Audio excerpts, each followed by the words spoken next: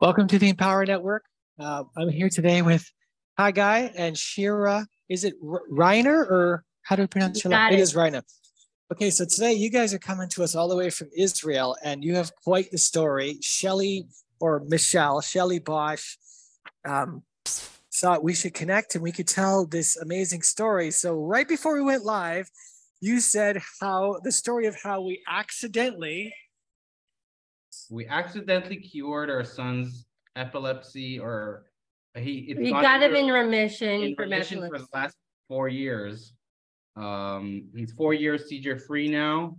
And we were trying to help him survive epilepsy long enough to go into surgery by improving his speech skills, communication skills. It starts in 2013. We had our oldest child. We have 4 children, ages 10 to 2. 3 of our children are special needs children with autism, epilepsy, gut disorders, lung diseases, very complicated children. And in 2013, we had our first child. I was a nursery nurse, so I was taking care of neonatal babies who were just born, and I was able to put to sleep 100 children. And yes, in Israel we have 100 children in our NICUs. Couldn't put my child to sleep, and very, very fast we understood that he's not like everybody else. And in 2016 we had already another child and a baby on the way. He was diagnosed with autism and epilepsy. And he was diagnosed as low as you can be.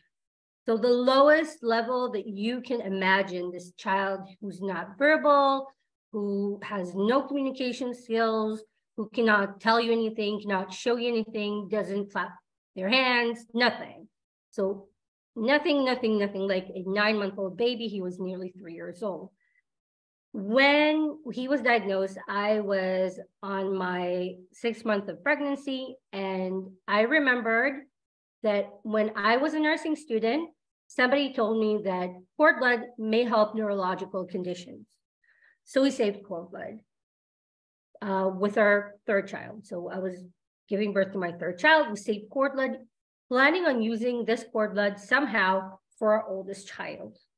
Because Hagai saw a research program in Duke University.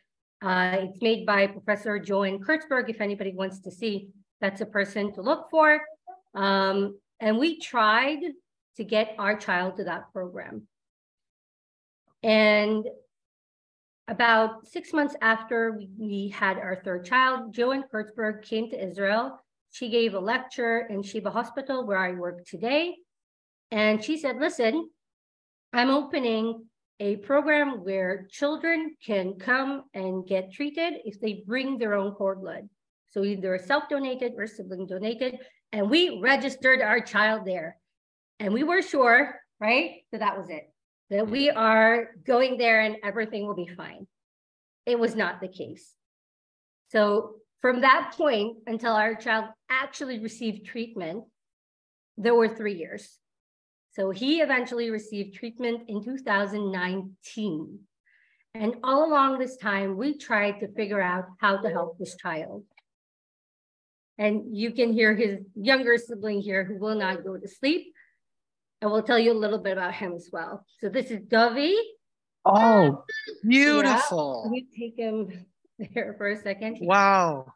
Yeah. So now, are you saying cord blood, Shira, like umbilical cord blood? Yes, like umbilical cord blood. So umbilical cord blood is packed with all sorts of stem cells that are made so the baby can make all his tissues. So this baby is an embryo. It makes all of his tissues using stem cells that are unique to this period of life, the embryonic period. We can collect this cord blood when the child is being born. This is what I do today. I assist running the National Cord Blood Center in Shira Hospital. So this is all I do all day, every day. And we collect this cord blood from these new babies who are being born within the birth process. And we can use them later on in life, like we have for 2 younger children. Anyways, So this is now 2017, January, we register our child to this program and nothing happens. After a couple of months, we realized this is not going to happen. We're not getting any response. We have contacted a doctor here in Israel. His name is Dr. Omer Bar Yosef.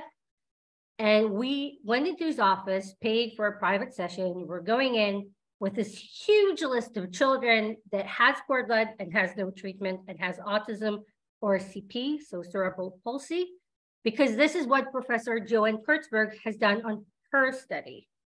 And we asked him for one thing, please open a program for us. And he said, no. So he asked again, please, there's nothing else for these children, please help us. And he kept saying no for about 3 months. And with every time we met him, there were more and more parents coming in.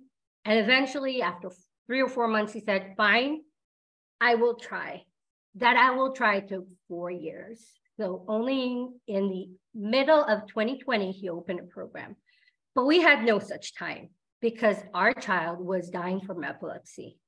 And he is now, we are in 2019, January, and there's nothing that we can do for him. We went through all the medications, went through all the different procedures, nothing helps. And this child is deteriorating one day at a time. And so we have submitted his medical file to over 100 different research programs. He was denied all. So nobody was willing to take him.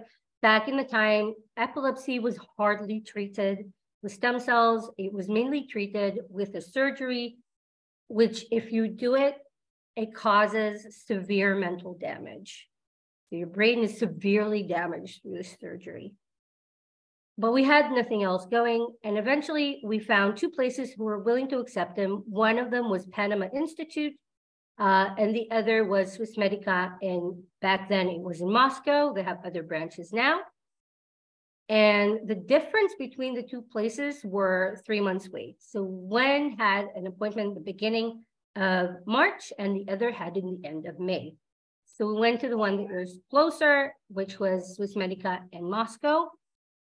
And we came in back at the time, very little children were treated for autism. Nearly no children were treated for epilepsy. I think at that period of time, we didn't know, but there were about 100 different people being tested for stem cells and epilepsy.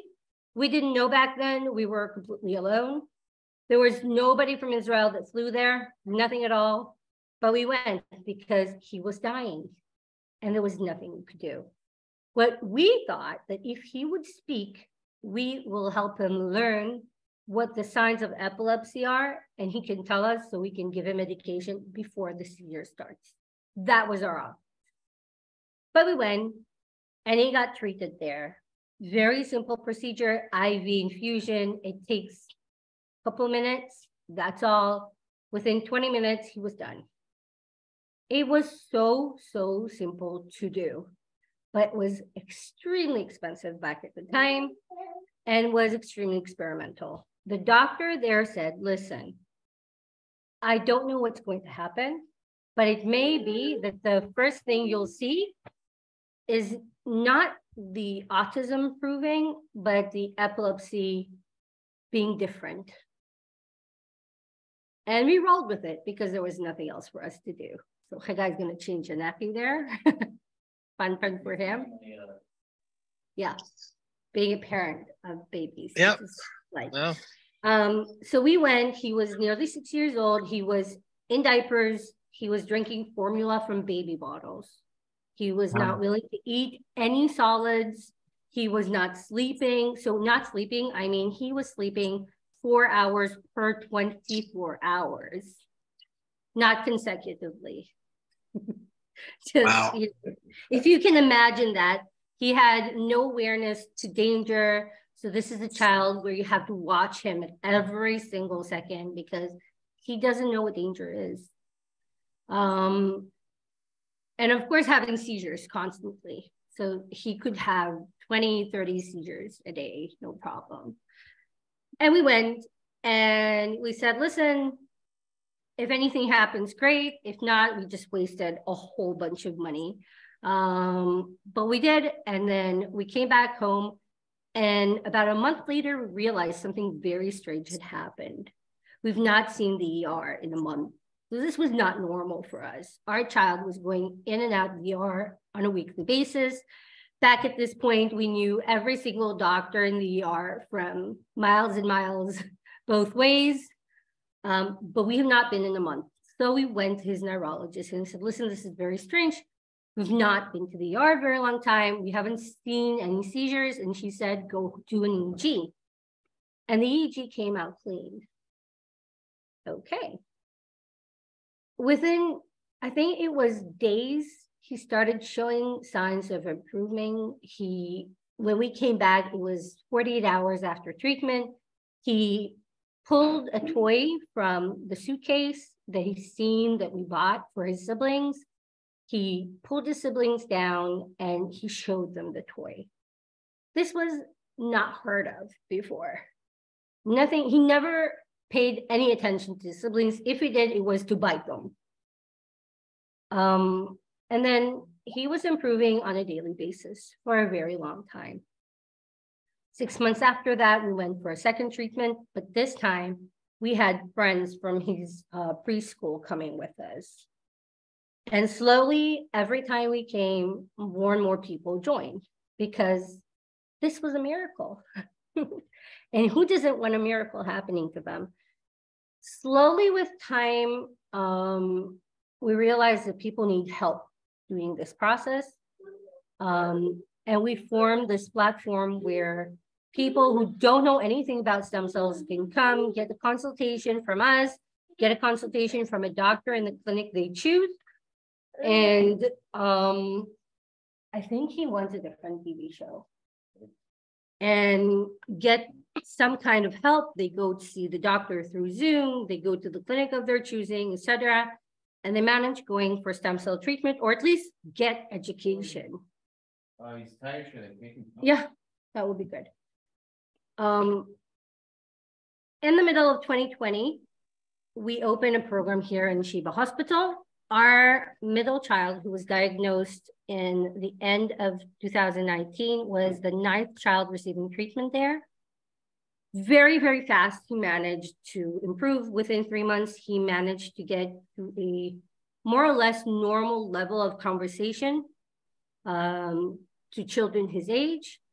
And in the end of 2020, we had our 4th child. Now, by now, we know a lot.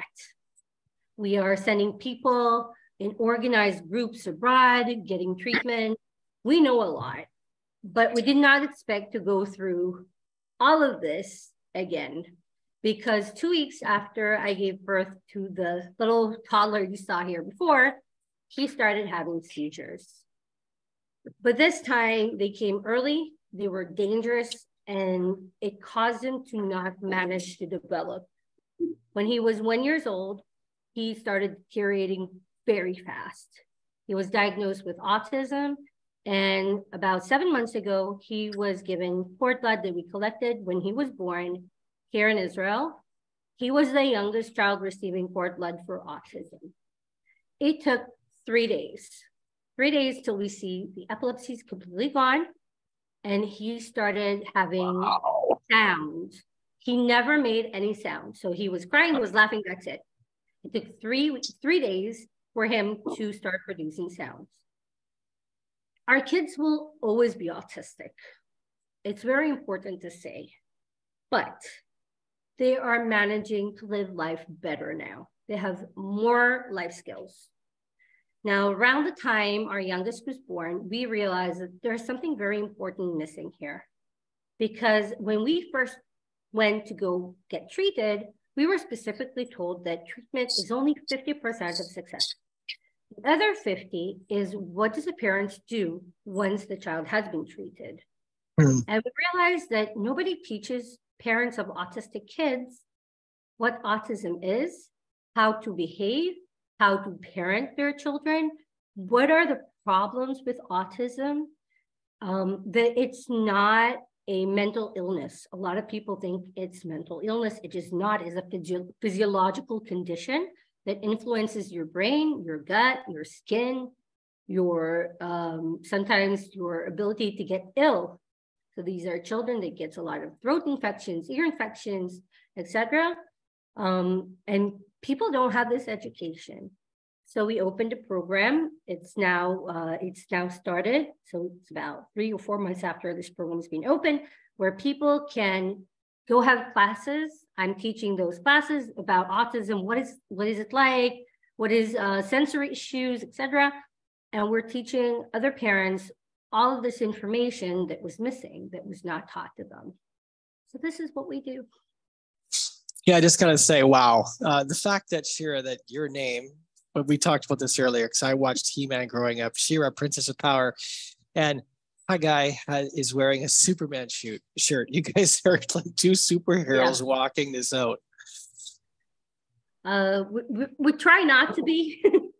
I don't think about it that way, but I think that every one of us has a part of life that we need to take, and this is our part. It's not easy to parent children with special needs. They're never going to be people without special needs, but the message is that you can have better life for them. And the first thing that you need to do if you are a pregnant woman, collect cord blood when your child is being born. It opens the doors for treatment later on in life. It's important to understand what autism is. It's important to identify autism young. I know in the States it's a bit more difficult because here we have child development centers in every city.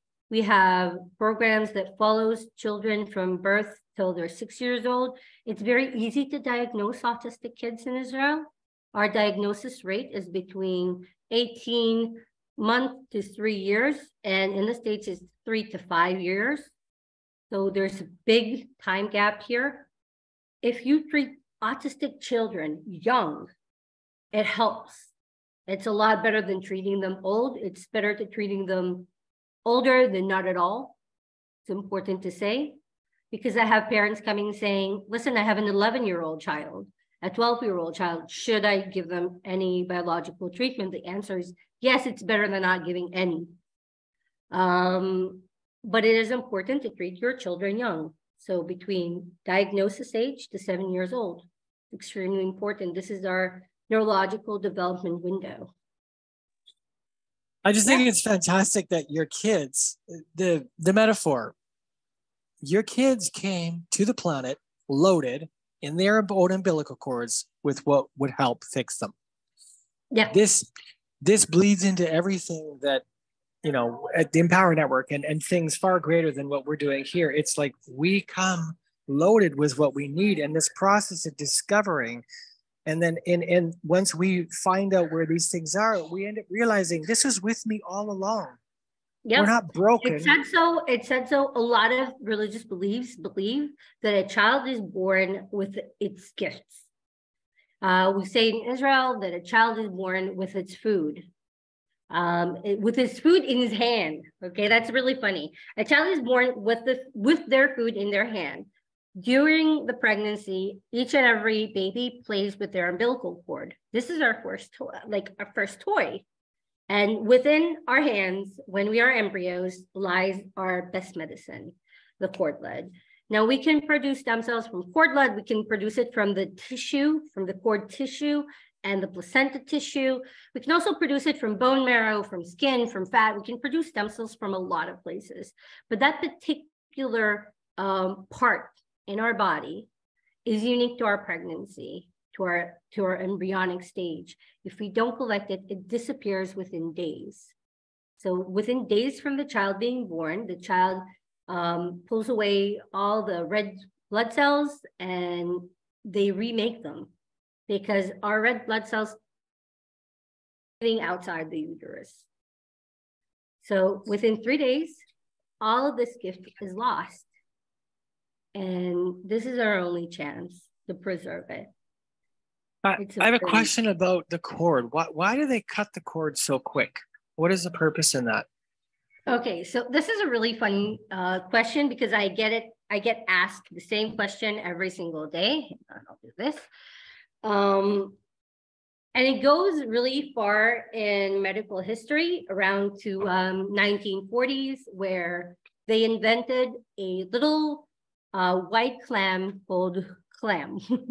Okay, the clam is the little bit that we put on the navel, on the close to what's going to be the navel, right after a baby's being born. However, until that part of history, we used to cut the cord using just regular thread.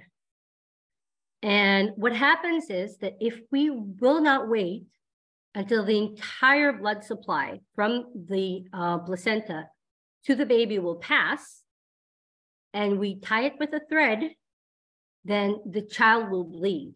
Because when we wait, the blood vessels collapse, and they sort of form the steel on this very important, very big blood vessel that comes into our umbilical line and all the way to the child's body. So up until the 40s, we had to wait that the entire blood supply will pass. Then you tie it with a piece of thread and you cut it. However, 1940s, we invented this piece of plastic that you just put and artificially stop the blood flow. In fact, a child during pregnancy produces 150% of blood that they need, 100% for the child's function, and 50 more to transfer blood to the placenta and back to the body. So within the pregnancy, all the time, there's 100% inside the baby's body and another 50% outside the baby's body. We don't need it. Now, in the past, part of baby's mortality was from that extra blood. It causes jaundice, and then jaundice means that bilirubin, which is a part of our blood pulling away materials that's left, is sinking into the baby's brain, causing brain problems, etc. So children died from this. Not all of them, obviously, but some of them did. It causes babies to be short of breath because of the extra fluid on their bodies. So they decided around 1940s to stop this tradition and start using clams. And so that's what we do today. In fact, there's no real need for the extra blood. But somewhere around 2010, a lot of people had decided to go back to the way people used to birth before. And this tradition was coming back of getting blood to go back to the baby. There's no real need for it, not more than a minute or two. And then you can collect cord blood. So you history lesson for you. Thank you. 50% more than we need. And so you can literally collect around 50% of the baby's overall volume, cord blood, and then store it. How do you store it? Where do you store it? And then it's obviously it's this superpower juice that the baby has stored then for years. Yeah. We can store cord blood up to 20 years. We're not sure how long after 20 years cord blood can survive. We store it very similarly to the way we store embryos. So if anybody had IVF, they have frozen embryos in a cryogenic cell. We have ginormous cells like that, like these big, huge containers. We don't keep the entire blood. So what we do, we separate the white blood cells that the stem cells live within the white blood cells. It's a form of white blood cell. And the rest we put in a different bag and then we store it frozen. So cord blood unit can be anywhere from 25 to 50 milliliters after processing. It's a very small amount. So it looks like this 50 milliliters syringe. That is all. That's all you need. And we count the amount of cells in there. There's a whole science behind it. We do a lot of testing on these blood cells. So we check for contagious diseases. It's supposedly like an organ. So it's the same kind of test I would do if you would donate a kidney, for example. We do on the cord blood. We take tests from the mother, from the birthing mother. We take tests from the cells. It's a whole huge thing, but it is preserved the same as embryos. and it can survive up to 20 years. So for parents out there that, I'm in Canada or whatever country they're in, and if they have a child that's experiencing whether epilepsy or autistic traits, what should they do? Well, if they have cord blood, the easiest thing is to contact a clinic that treats cord blood with cord blood. Not all of them do, not all of them treat epilepsy, some of them treat just autism. There are over 100 different conditions that you can treat with stem cells. It's important to say. We here focus on autism and epilepsy, but CP, diabetes in early stages or diabetes complications, autoimmune disorders, heart attacks, strokes, neurological conditions, they can all benefit from stem cells of all variants. So that would be cord blood, placenta and umbilical cord, MSC, bone marrow, adipose tissue, the fat that you have on your tummy. Yeah, you can make from that excellent stem cells. Different clinics treat in different methods. But if you have a small child, because for children under the age of 3, we try to do our best to use cord blood. If you have a child with autism or with CP or with any other neurological condition, you should produce a medical file in English, of course, send it to the clinic of your choosing, and send them as well the chart of the cord blood. You get this piece of paper that says all the stuff that you need to know. So you send it to the doctor evaluates you and provides you with all the information you need to decide if you want to come or not. If you have not saved cord blood, does not mean that you cannot get treated. Some places has their own facilities that can give donated cord blood. Here in Israel, we're not allowed to give all conditions donated cord blood, just bone marrow diseases. We do have a huge bank with 20,000 units for bone marrow diseases. That will be leukemia, aplastic anemia, stuff like that. Any other conditions can be treated here in Israel by self-donated only cord blood through the research program. We have 3, we have autism, CP, and congenital heart defects. Yeah, that's amazing. I haven't seen many projects like that. If you have a child with an embryo with hypoplastic heart or translocation of major blood vessels, etc., you can receive within our program cord blood after the baby's surgery. What the doctor here said is that he's looking for how fast the heart heals and what happens to this child's brain, because part of the complications of heart surgeries is brain damage. Here, I gotta ask: are people are they free to connect with you here on Facebook? I'll tag you and Hagai. Yeah, because I know there's got to be some parents that this is going to be just knowing they're not alone in this, and hearing you so poignantly speaking to these matters. There's all sorts of reasons why. So thank you. Is Hagai is busy at putting your youngster to bed? Yeah. He's walking our baby to sleep. He needs a lot of walking. Yeah. Okay. Well, thank you so much for being on the Empower Network today. I'm so glad that Michelle or Shelley Bosch recommended you guys to get interviewed. Do you guys have a website you'd like to drop, or is it just? Yeah, we have a website. Okay. It's autismessentialisrael.com. So Autism Essentials Israel. You can also contact us through our Facebook groups. I will send them to you so you can link them down. And of course, if you just look us up online, you can look up my husband, Hagai Reiner. It's in English. Mine is in Hebrew. I'm sorry, it's very long. Honestly, if you want treatment, just Google stem cells or cord blood for your child's condition. So if you have a child with CP, cord blood or stem cells for CP, it will come up. That's all. Oh, just in time, he came back to say, hi, you were wrong. That's amazing. We'll have more time with him. Okay, so come say goodbye. See, the life of a parent, especially a child. Hagai, thank you so much for being on today. And thank you too for being walking in your superpowers and helping your children reclaim what they already came loaded to the planet with. It's amazing. Yeah. Thanks for the opportunity to share a story. Oh, look at how handsome he is. Oh my gosh, look at how handsome. Hello. They're worth it. Oh, it's look at the all cheeks. worth it in the end. Yes, it is. Okay, well, I will tag you guys in this post, and thank you so much for being here. Thanks for the hope you brought today. Welcome. Good night. Well, Okay. good day for you guys. Bye. Thanks everyone for watching. Bye for now.